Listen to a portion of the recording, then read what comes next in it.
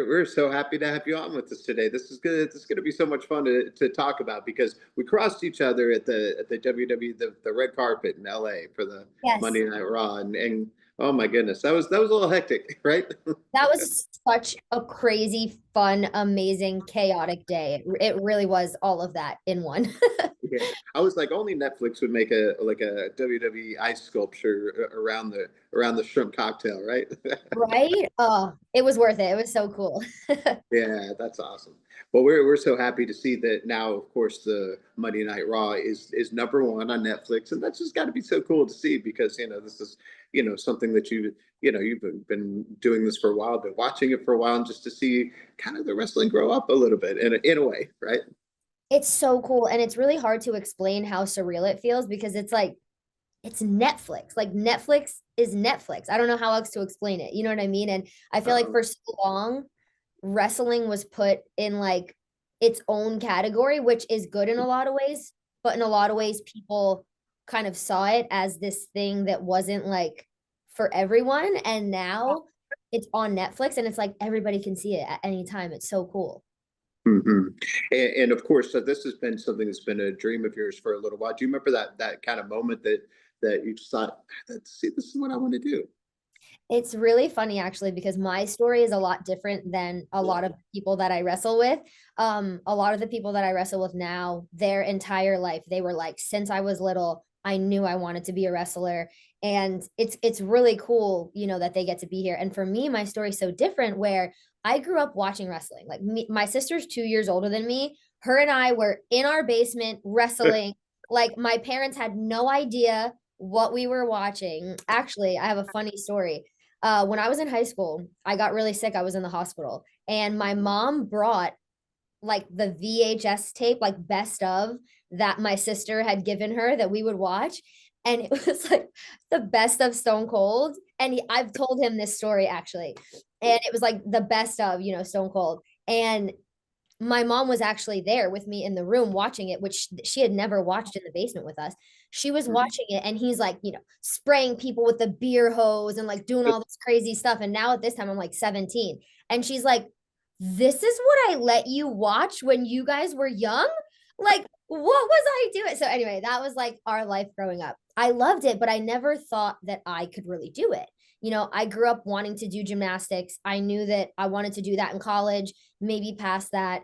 And that was my main goal. I also watched American Ninja Warrior growing up. So that was also a big goal of mine. And when I graduated college from gymnastics, that's all I had done for 18 years of my life. I had done it since I was 4 or 5 years old and I didn't know anything else. I had surgery on my ankle and I was laying on the couch like, what am I going to do now? Like, I need something else to do. And I was watching American Ninja Warrior and, all over the TV, they were like, no woman's ever completed the course. No one's ever done it. Like, blah, blah, blah. And I was like, man, I wonder if I could do that, and that got me into American Ninja Warrior. After a few years of that, WWE was going through its own women's evolution as well. That's where they saw me and they were like, hey, we see what you're doing, for women in sports in your own aspect. And we think you could be really cool with this. And I remember when they called me, me being like, me actually in the ring? You mean like me as one of the wrestlers in the ring? Like it still was outlandish to me because I had never seen like women that small, being able to have a chance. And so it just goes to show you like all the doubts you have, all the insecurities, like it doesn't matter. Like you can do anything, but I didn't really know that at that point. And so this has kind of let me show that, which is cool. Yeah, and that's so cool. And you get those full circle moments like where you're able to talk to Stone Cold and be like, "Oh, guess what? When I was a kid." And so that's just got to be Yes. like your little kid self is just so happy doing what you do, right? Yes. And I actually got to do I don't know if you had ever seen Stone Cold show the Broken Skull Challenge, but hmm I got to do that. And that's where I got to tell him Wow. that story. And it was so cool because he loved it as well, obviously. And then to move into WWE and get to meet all of these people and be backstage with these people that I watched growing up that I looked up to. I might not have when I was looking up to them, it might not have been in a way of, oh, I think I'm gonna be like you, but it doesn't mean that I wasn't inspired by them and that I didn't think that they were these incredible superheroes that now have turned into inspiring me in a way of being in the ring and wanting to be, similar. And then also getting to be coworkers with them. It's like, that's crazy. You know what I mean? It's like a crazy full circle moment. Yeah, well, and now you're somebody's hero. It's so cool to see all those little girls out there that are looking up to you too now. And so, what do you tell them? This is kind of like what you would tell your little kid self. Exactly. And that's kind of my favorite part. You know, when I transitioned from American Ninja Warrior into WWE, it's obviously such like a crazy transition. And Mhm. for me, I love challenging myself. I love, you know, physical activity. I love competition, all of that. But my main thing that I love the most is like inspiring others and telling other people basically what I dealt with, which is, you know, don't let anybody hold you back. Don't let anybody tear you down or tell you that you can't do something. So for me, the physical jump from ninja to wrestling was difficult, but it kept the passion that I love the most, which is being able to inspire others. And basically, you know what I said before, which is like, it doesn't matter your age, it doesn't matter your height, it doesn't matter what somebody tells you or what someone's view of something might be. Like, none of that is anything that has to do with you. Like, people Yeah. that put limits on you and people that tell you that you can't do something, like, that's about them, not you. You know what I mean? And it took me, I mean, I just turned 35 years old a couple Yeah. months ago. It takes a long time to learn that. You know what I mean? And sometimes you really don't learn it till you do it for yourself. But if that voice or something that I'm doing, someone can resonate with and somebody can take a little bit from and say, hey, I'm going to get there a little bit quicker and I am going to believe in myself. And I have seen people that do it now. Like, that's my main goal, you know? Yeah, and that's also a strange thing too. Is of course, with sports, a lot of times they'll say, "Oh, well, this is usually the age cutoff," but you can easily defy that, right? And it's so funny, actually. I was just talking to somebody about this so recently. Actually, I was just at a wrestling show that a friend of ours was wrestling like in town, Mhm. and we were talking after the show, and he had said like he had been wrestling for like 12 years at this point. And I was like, how old are you? Because he looked young and he was like 26. And I was Mm. like, I hadn't even started wrestling yet at your age, which is crazy, which again goes to show you like everybody has a different path. Like, I know people that are 25 and they're like, well, I'm too old now to do this or that, or people Yeah. that are 30 or people that are 35. And it's like, I was 28 when I stepped foot in the performance center and had never seen a wrestling ring in real life in my life ever. Mm. And like 10 years ago, I feel like that was like not a thing. Like, I remember back before I came to WWE, people telling me like, oh, like 25 is kind of the cutoff for women that they're looking for, whether it Mhm. has to do with people wanting a family or what they're looking for. Like, it was a different time, but I remember hearing that and being 28, I was like, oh, well, I'm too old. You know what I mean? And now Yeah. like none of it matters. Like, it's just another restriction that we have put on ourselves from listening to other people that just isn't true. Like, there are girls, there are guys in their 50s and they're like doing amazing things. Like, we can literally do whatever we want. And like, I Yeah. love that that keeps changing and like those boundaries keep changing. People keep shattering those ceilings and opening up more space for people. And like, if I can be a part of that in any way, whether it's someone's age, someone's height, what their background is, or anything like that, like that would be the best. Yeah, that's so cool. My co-host is Drew Pearson, one of our great Dallas Cowboys, and he caught the Hail Mary, went in the Hall of Fame. We're so proud of him, and so we love asking people. And he said, "I have to ask you your Hail Mary moment, which is that moment in your life or career where you just had to go for it and it worked out for you. What do you suppose that was for you?" Ooh, that's a really good question. Yeah. I feel like I feel like personally I've been through so many phases Mm. in my careers because I've kind of jumped to different things where like gymnastics was my life for 18 years and then like American Ninja Warrior was my life for 5 years and now wrestling has been my life for 7 years. So I feel like I would have an answer for like each of those phases, Yeah, that's but true. I would say one of my biggest favorite Hail Mary stories is my first year of American Ninja Warrior. Obviously, all of those, you know, insecurities and things that people put on you were Mhm. there, where I'm smaller than everybody, you know, I'm a woman, no woman's done it. All of those things are kind of put heavy on me. And my first season, I didn't complete the course. I got very close and I got to like the second to last obstacle. And I actually remember a guy saying something to me, and I believe that in his heart, he thought he was saying something nice to me. And I don't think I wish I could I don't even remember who it was. I wish I could say thank you to him because I think that he was part of creating my next Hail Mary moment, which is I didn't finish the course and he came up to me and he was like, "It's okay. You did really good for a girl." No, no. And I remember like in the moment being like, "Thank you," and then walking away and being like, "What?" Like, no, like I want to just do good. And I feel like, I had tried the course, I didn't make it. I feel like I very easily could have been like, this was a fun thing for me to do and it didn't work out and I'll move on and try something else. But I feel like the fire that lit, like coming back the next year and just going for it, even though I had failed, even though like no woman had done it, even though all these things were put on it, like still taking the chance and going for that Hail Mary and saying, like, if I miss it, I miss it. But what if I catch it? And Yeah. completing the course, being the first woman, being the shortest person to get up the warped wall, being the first woman to complete it, like being able to break those like ceilings. I feel Hmm. like that was my very biggest Hail Mary that has led to other cool ones, but I think that will always be my moment. Ah, I love that. That's so cool. Well, part of that is that success mindset. We talk about that on the show. Is there something that you tell yourself to kind of put you in the right mode to go out there in the ring and to be able to do what you do? Oh, so many things. I feel like it probably depends on like the moment or what I'm doing, but I feel like the basic ones are just always like confident self-talk, which Yeah. really helps me. So whether it's a match or it's, a speaking thing, anything that I'm doing that I'm feeling nervous about, sometimes even like when I go to get in the ice bath, like anytime I do something that's hard, I just give myself like a confident self boost where it's kind of like, this morning I was getting into the ice bath. It was cold outside, it was windy, Uh, and I'm like having to get into this ice bath. And I'm just like, I take a step in and that quick moment of like, I don't know if I can do this. And then I'm just like, I can do hard things. And I'm like, all right, take a deep breath and do it, make it through whatever it is. Same thing with kind of in the ring. Whatever it is that I'm feeling, I'm just like, I can do this. I can do this. I can do this. If I get too like specific with it and weird in my head, then I'll start like in an anxiety about it. So I stay very simple and I'm just like, I can do this. You're awesome. You got this. You're here for a reason.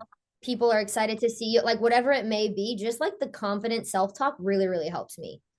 I love that. And of course, besides all this, I know the wrestling does a lot for the community when WWE comes and all that stuff. What is it that you're working on besides all this that we need to know about? Oh, that's a hard question. I feel like right now, nothing specific other than I've really like dove into like recovery and taking care of myself more, where I feel like being moved up to the main roster and being on the road, it's kind of a learning curve process of like how changed your life is, traveling all the time, the long flights, the matches, like whatever else it entails. And I feel like for me, I've really dove into like taking care of myself. Like we have a whole like recovery setup here.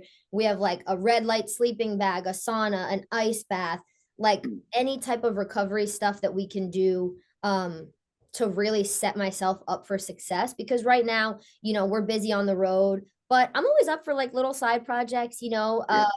I did get to go to American Ninja Warrior this like past year and see everybody and see what they were doing. I'm not sure if I would get on the course. A lot of people are like, okay, would you go back? I think Yeah. I would. I would love to, but I would have to really, really train because back when I left 7 years ago, like it was tough. But you know how like just sports change and people just get better every single year. I don't know how. Like, 10 years ago, you're like, this is the hardest it could be. And then all of a sudden, like people are just better. They evolve and it's like crazy. Amazing. It blows my mind. So especially in that, I have seen I'm like, I can't just like maybe I'll try Ninja Warrior next week. Like I would need to like really train, but I do think that it would be something fun to do if I could just like, train and be like, let's just test myself. I'm not Yeah. say I'm gonna beat everybody and I'm the best. I would never say that. But I think that like if I could go out and put on a good show, I'd be happy. So that could be something in the future to look forward to. And then yeah, just see where everything takes me. That's so cool. Well, then, of course, not for nothing, you have a whole bunch of eyeballs on you. You have quite a social following, and that's got to be an interesting thing because all those years of training. Well, that you can't really train for, right? But I guess there are great things about it, right?